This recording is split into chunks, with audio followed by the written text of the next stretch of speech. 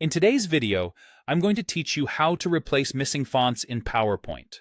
If you've ever opened a presentation and seen your text look a little off, or you've gotten a warning that a font can't be found, this walkthrough will help you quickly swap that missing font for one that's available on your computer and apply the change consistently across your entire deck. Start by opening your presentation in PowerPoint. Once it's open, head to the Home tab on the ribbon. Over on the right side, in the Editing group, you'll see the Replace option. Click that, and from the drop-down, choose Replace Fonts. This is the built-in tool designed specifically for handling font substitutions, and it's much faster and more reliable than hunting down text boxes one by one. A small dialog box will appear with two drop-downs. In the Replace box, choose the missing font. This list shows fonts currently referenced in your presentation. If PowerPoint alerted you about a specific font, look for that name here. If you're not sure which one is missing, think about the font used in the original file, or look for text that doesn't match your intended style.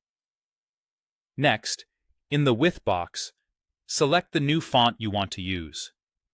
Aim for a font that's visually similar in weight and width to the original so your layout stays intact. For example, replacing a sans serif with another sans serif often helps keep spacing and line breaks predictable. Keep in mind that changing fonts can affect line wrapping and spacing, especially in tightly formatted slides, charts, and SmartArt. When you're ready, click Replace. PowerPoint will apply the change to all slides at once, including slide layouts and most text-containing objects. This is a global change, which means you don't need to find and fix each instance manually. If your presentation referenced more than one missing font, repeat the same process for each one using the Replace Fonts dialog again. After the replacement, take a quick pass through your slides. Check titles, bullet text, callouts, charts, and any dense text areas to make sure everything still looks balanced and readable. If something shifts more than you expect, you can undo immediately and try a different substitute font that's closer in size or style. That's it.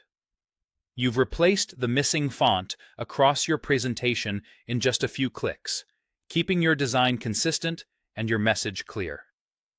Thanks for watching, and I hope this saves you time on your next deck.